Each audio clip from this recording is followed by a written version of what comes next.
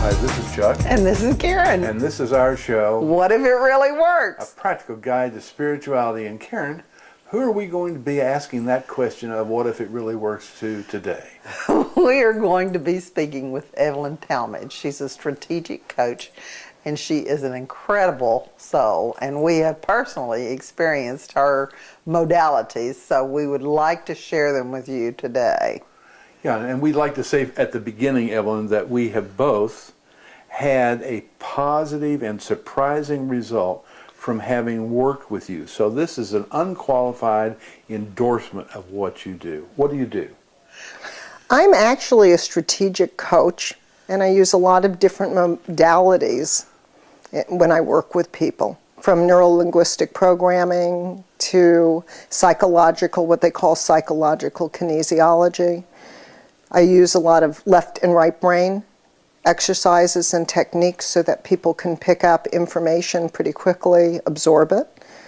And I help them change their negative beliefs that are really subconscious beliefs to positive ones.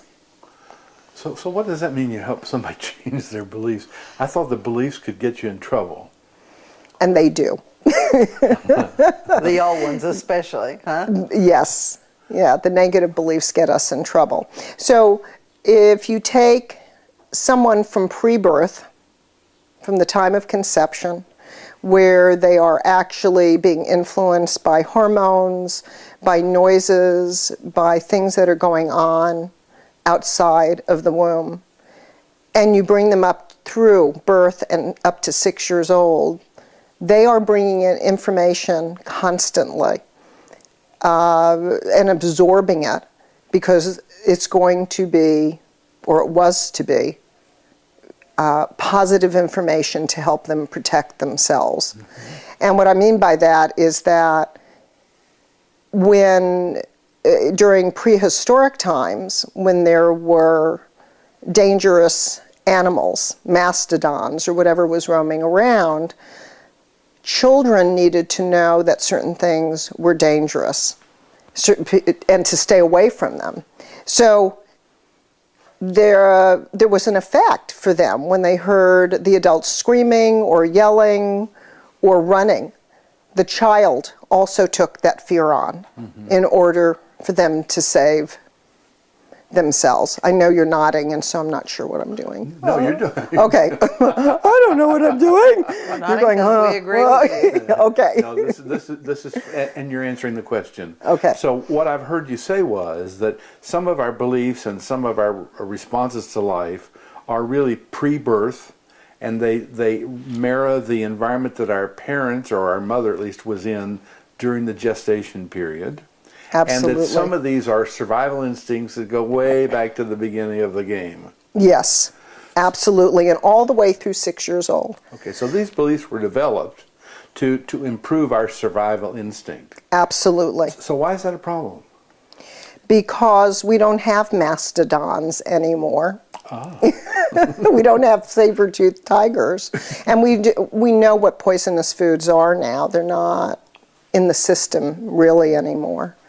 So we don't have to forage for food. So what we're doing is, when we experience upset or fear from any adult, or it could be even from a religious leader or a political leader, when we're young, we pick that fear up. And our subconscious then holds it in there that this could possibly be dangerous. Mm-hmm. And so after learning different things over and over again, we become molded. We're afraid to step out of that. We become fearful, we become anxiety-ridden. And those are the issues then that people have as they get older.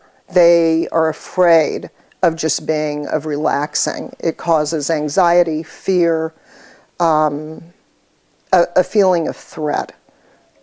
So one of the things we're hearing from all sides, from scientists, from spiritual leaders, from people who are dealing with consciousness, that the question of fear is the big stumbling block. Do you find that to be true in your strategic counseling? Fear, Yeah. absolutely. Fear, grief, loss, shock, trauma. Those are the things that I deal with in my strategic coaching. Absolutely. And so, let's go straight to the question. How do you get rid of your fears? We can't do it by talking about them or explaining them. I mean, that may help to understand them. So we really have to go to the subconscious level. It's a programming. We already have that on a subconscious level. We're not even aware of most of those fears or hurts or pains. But our subconscious is really just trying to protect us. And so it brings in a lot of information that we really don't even know is there, as if it's a computer program. And so when we come across something that may remind us of that, of the original fear, we will react. And we think we're reacting on a conscious level, but we really aren't. It's a subconscious. We don't even know why sometimes we're reacting, or it takes a few moments to respond. So if I see, because I used to always be afraid of spiders, a large spider crossing my path, then I go, oh, it's a spider. And then my subconscious goes, fear, threat. And then I freak out. And I go, oh my gosh, it's a spider. And it may take a nanosecond, but there's a certain amount of time between registering that fear on a subconscious level, and it's non-emotional, just saying this could be a threat, or it is a threat, and then your conscious mind developing it into a story. And it's from the old story. Maybe you saw somebody get bitten, or it shocked you or surprised you. But one of the most interesting things I saw is we also take messages from the people around us. So there was a child at a doctor's office, and I was there, and the mother was there, and the child was probably maybe 3.5 or 4, and it saw this giant bug, and it got very excited. Look, it's a giant bug. I can play with it. And it started to play with it. And it was really thrilled. That child was thrilled. And then the mother comes in and goes, a giant bug. And that child looked up and went, a giant bug. And the mother stomped on it and killed it. Oh, God. And then the child started stomping on the dead bug and going, bad bug, dead bug. It got all its messages from its mother to be fearful of the bug and to kill it because it was dangerous. Now, I don't know where the mother got that. It was just a big bug. It wasn't anything poisonous. But that's how we learn. That's how we learn to protect ourselves. We take on the messages, or we bring in information from the people around us. Go ahead. So when somebody's a perfect example, a mother has had an experience of abuse in her family. The abuse, she gets out of the house, but then her child comes along, and she's got a daughter, and immediately anybody that comes around, she sees, particularly if it's a male person, I'll say it from that standpoint, if it's a girl, how is it that child gets those patterns embedded into them that then they're afraid of any male people who come anywhere around them? Absolutely they do. And it's due to the fact of the mother's shock or upset or concern. The child's picking up those messages at all times. So my cousin, who was never afraid of dogs when she was young, but her mother was terrified, started pulling her away. She could feel first the pull, and then later on you don't want to get around strange dogs. So to this day, she's 70 years old and is terrified of dogs, always has been. Now that was messages from her mother, the fear message. And we've seen messages like where a father yelled at their kids. Yes. And then the kids, I've done work with them, and all of a sudden, the child anybody who raises their voice, they immediately go into that same fear mode that they experienced from previous incarnations, so to speak, in the family lineage. Exactly. Exactly. It happens all the time. And I mean, it can be the least little thing, and you think somebody, I mean, what we consider to raising a voice, you know, I've heard people really yell. I mean, when we raise our voice, we're like raising our voice. Right. There are people out there who are real, the only way I know how to describe it is they're hell raisers. When they yell, the timbers come off the house. Yes. And I've seen that happen. Yes.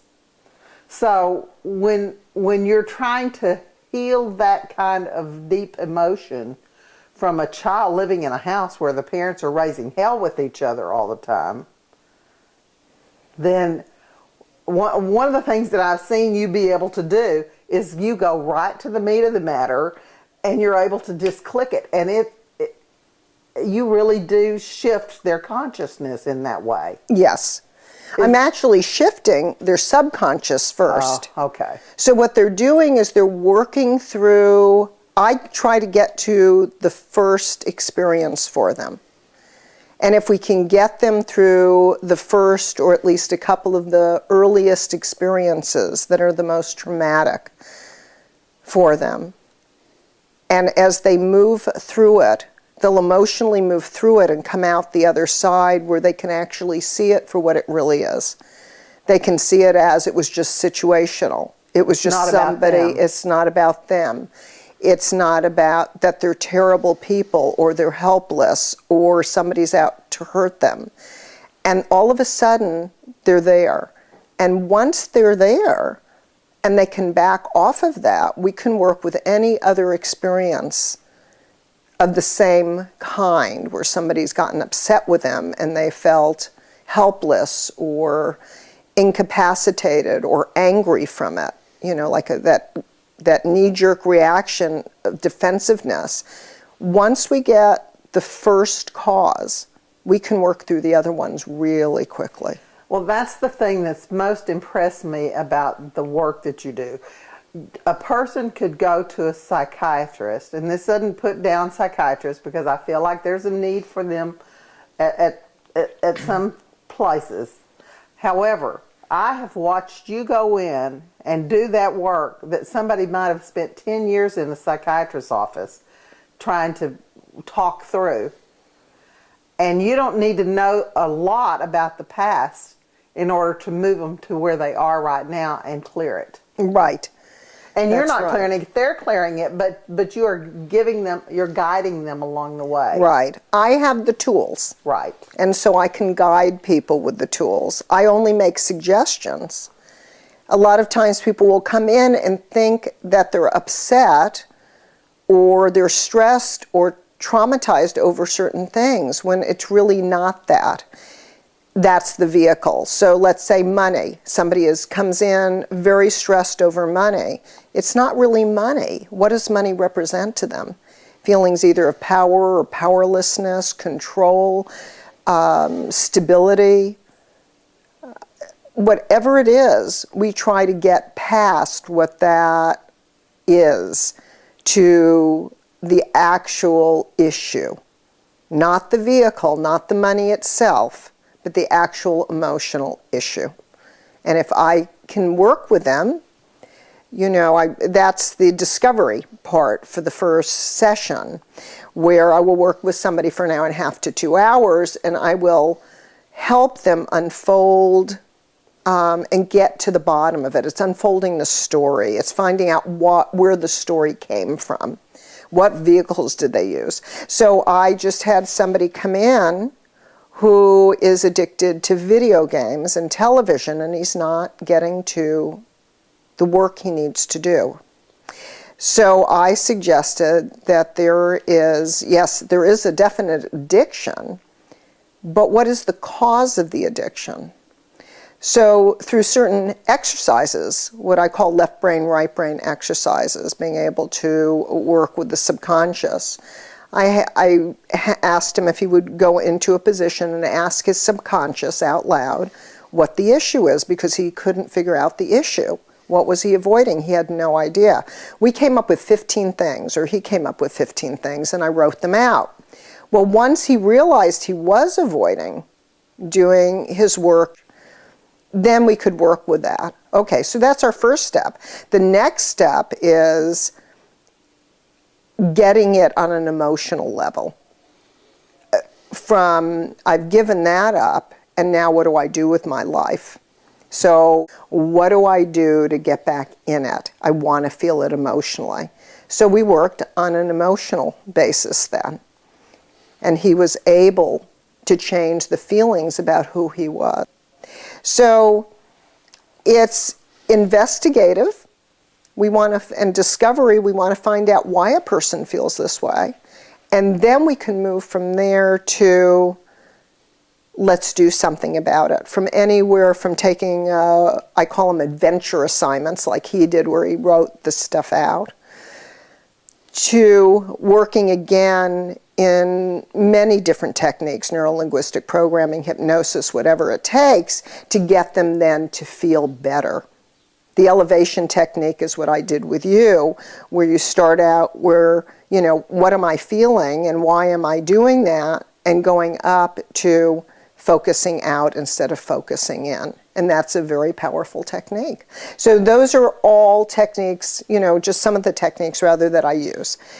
I had a woman whose husband died. She just came in. Her husband died at 53 years old, had never had a problem with his heart. She called him that morning. They had a business together.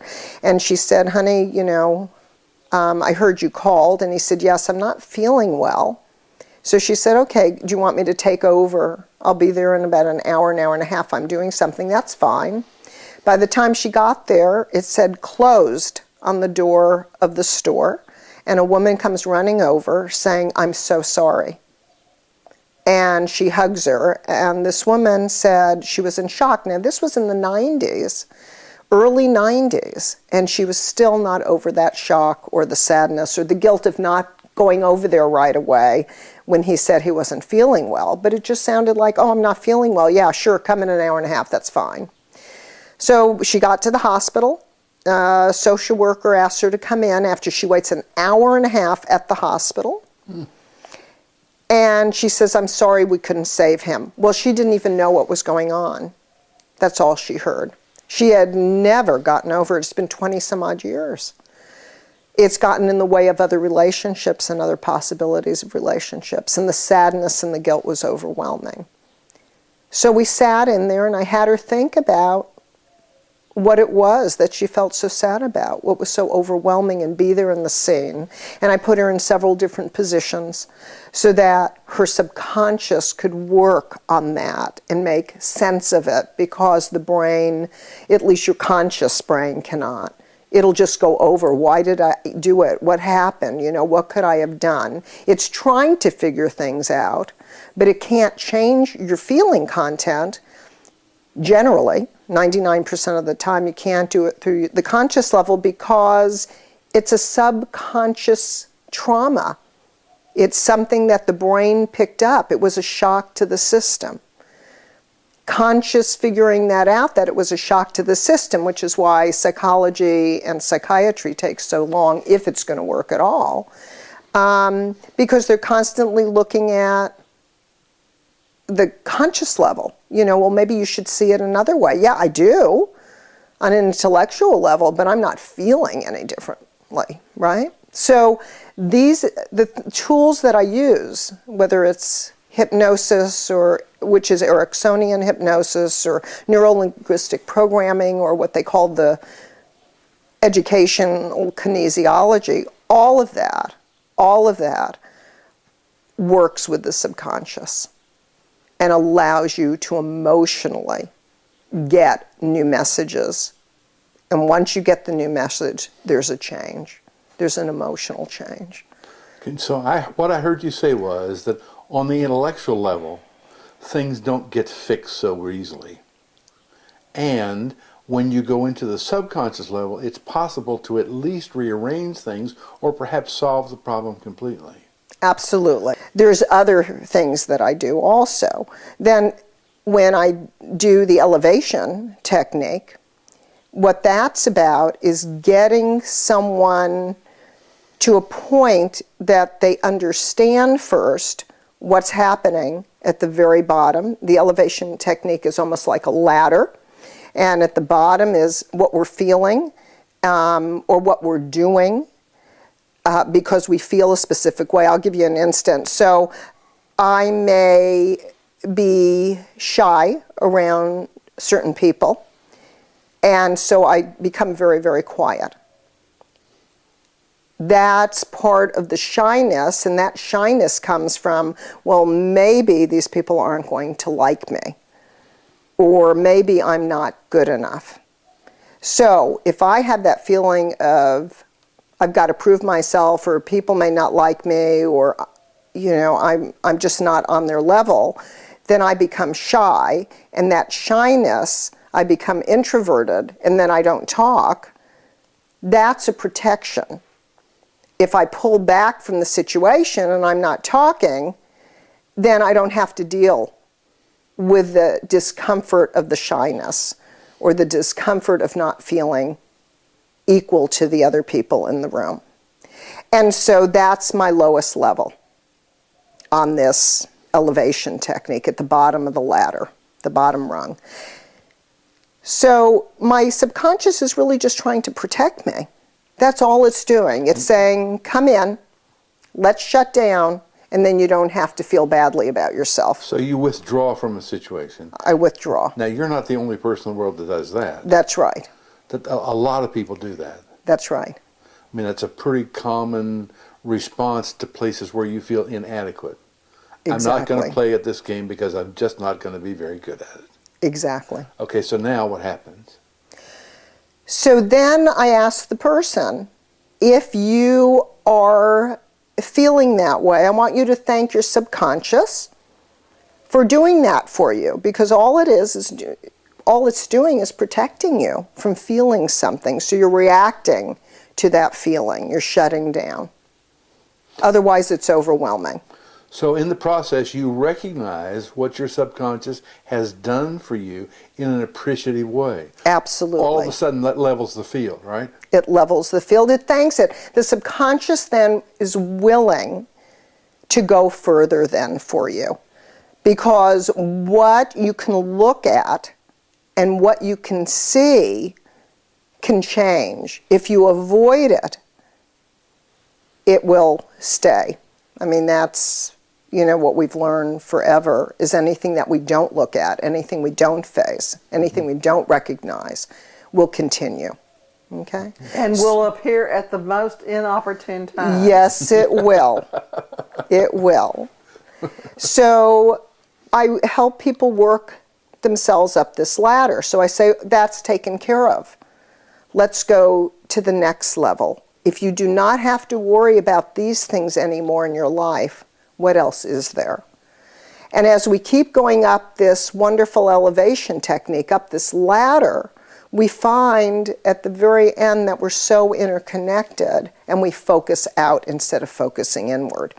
We find that we may go from, I feel better around people, my job is better, this is happening, and then all of a sudden we get to, I can help other people feel good. I can do more for other people. I can share. And then what we get at the very top is our connection with Spirit or God or that great sea of humanity or every living thing. Could be the kingdom, Spirit, whatever they call that. Oneness. The oneness. And all of a sudden people feel fabulous. Now, while we're doing it, we're also saying yes to it. We're getting excited about it. The subconscious and the brain needs to be excited. It's another way of learning. We always learn when there's something that's big. When it's just a monotone, if it's just something that we do every day, we don't notice. But when we're really excited or really traumatized, we learn much faster. It's there. It's imprinted. So how do you get somebody excited about what they're learning? Or does that just happen?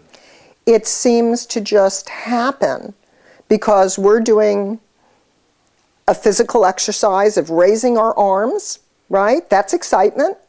So the brain thinks of it as excitement, and cheering and going, yes!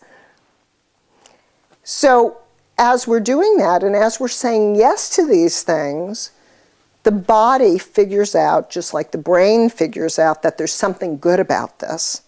Because we're smiling, we're getting excited, we're saying yes, and the subconscious goes, that feels good for you, and so we're going to keep this information in there so that next time we'll use this information instead of, I'm not good enough. Mm-hmm. So if somebody goes through these exercises with you and goes through this period of thanking their subconscious for protecting them and opening the subconscious to something new, and then going through the process of getting excited about it, that's all terrific. I can see that happening in an hour and a half. But what happens 3 weeks later? The majority of time, this stays with them. I've contacted clients months later, 6 months later, 9 months later. I usually try to follow my clients. It stayed with them. It stayed with them. That does not mean that they don't have shaky times or difficult times in between, but they're able to work through them so much faster, so much more easily. So if they have a down period or an upset, their subconscious immediately goes back to, oh, it's not about this. It's not about my being incompetent or feeling badly about who I am. It's, I get that. It has nothing to do with that. It has to do with a fear that I learned when I was a child. And they pull out of it. So when I talk to a lot of my clients, they'll say, you know, when I used to have the depressions or the upsets, it would be for, somebody said, 45 days. I said, how long is it now? She said, about 45 minutes. There's very rare time that it's more than that. I'm able to pull myself out of it very quickly. So who wouldn't want that recovery time? Absolutely. Well, I want it. one of the things that we, you know, I've done NLP, I've done Psych-K, I've done psychiatry. I mean, we have had those experiences. They don't always, those things don't always stay with you. But I have to say that the work that you have done with us, I mean, I go right back to it whenever I go into it. I mean, everybody has ups and downs. Yes. You would not be a normal person if you didn't have some ups and downs. Everybody is not on this even still, oh, I'm happy, happy, happy all the time. Right. They may say that, but it's just not reality. Right. So we have things in our life. Things happen. Life is lived. Yes. But what the tools that you use, and I think it's because you have the intuition of knowing exactly where you need to go. I think it's a gift you have that I haven't seen with very many people. But I see it with you. And you have the ability to know just exactly where you need to go and which one of those tools to apply that are just part of your toolbox. Yes. It's an education that you have learned. And, you know things because you know things. But you pick up things, I think, that are inside of you because you're as bright a woman as you are, that you're able to know how to use them better than a lot of people do. I'm going to say I agree. It's the truth. Thank you very much for that. But other people have talked to me who are also either counselors, psychologists, or even Psych-K practitioners, and they said, you're really, really good. So they do come to me for that. And I think it is instinctual, a lot of it. So if I bring in tools, and then I can tweak them a bit or bring something else in to add to that. I'm always adding to my toolbox, always learning, always taking new classes. And it's helped. I had a guy who is a speaker who lost his voice.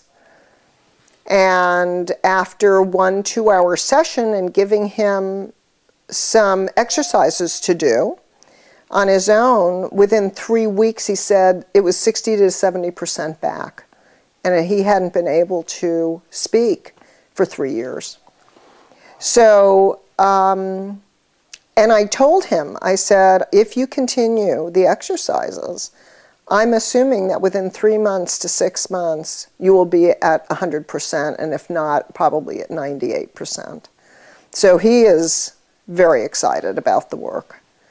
And in that, I brought in tools from coaching and therapy, strategic therapy, and I also brought in the tools from psychological kinesiology. We used both.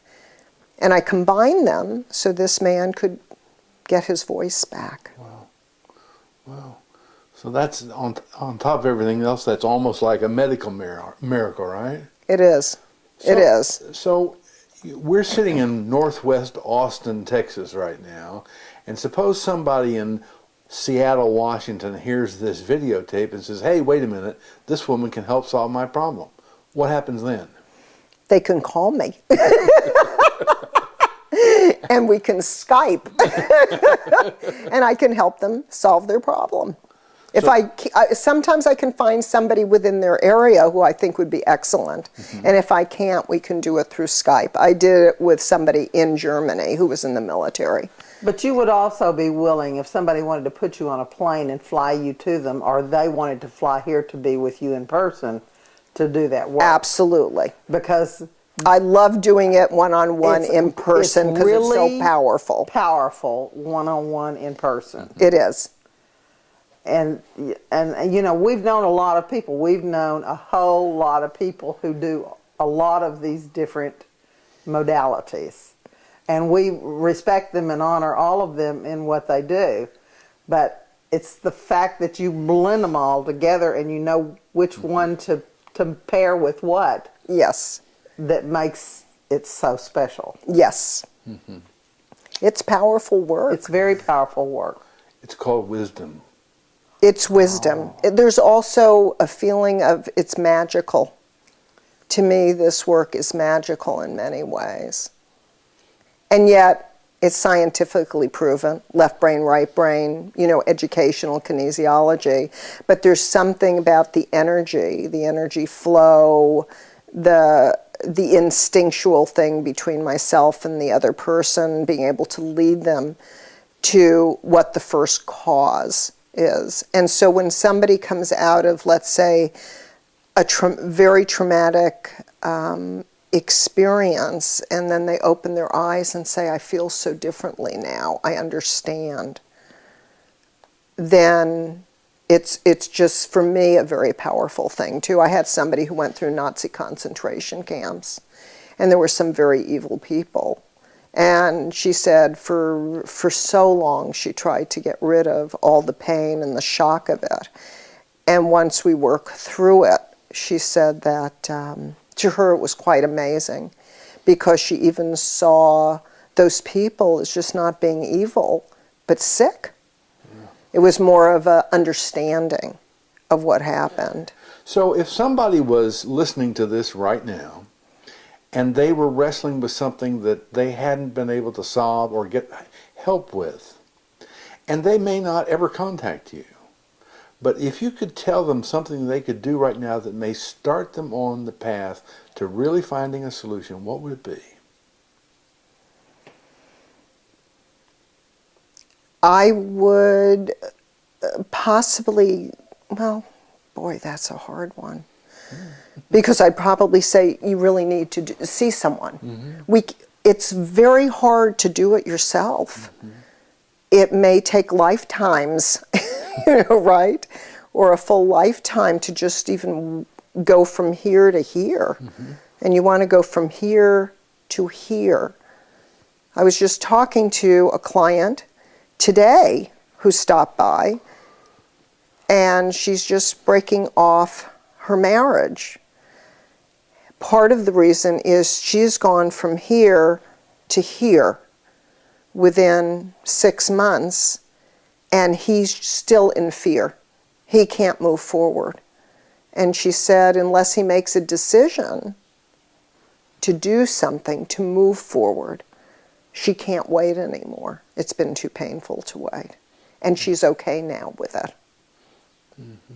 So I'd be telling somebody, find alternatives. Look into as many methods as possible. Psychological kinesiology, strategic coaching or counseling. Something that will move you. Because I see people willing to sit in their pain because the subconscious is saying that if we're trying to protect you, I'm trying to protect you, because if you move out of here, it can be dangerous. And that's what their fear is. But they're already in danger because they're not doing anything with their lives. They're stuck. So if a person is stuck and they've heard what you've just said for this period of time, and they say to themselves, well, wait a minute, I have got to get a hold of Evelyn Talmadge. How do they do that? Through Goldsmiths, G-O-A-L, like a goal, Smiths, S-M-I-T-H-S, like a goldsmiths, but goldsmiths, at yahoo.com, or they can go to the website, goldsmiths.com. Or they can call me at 512-799-6677. That's 512-799-6677.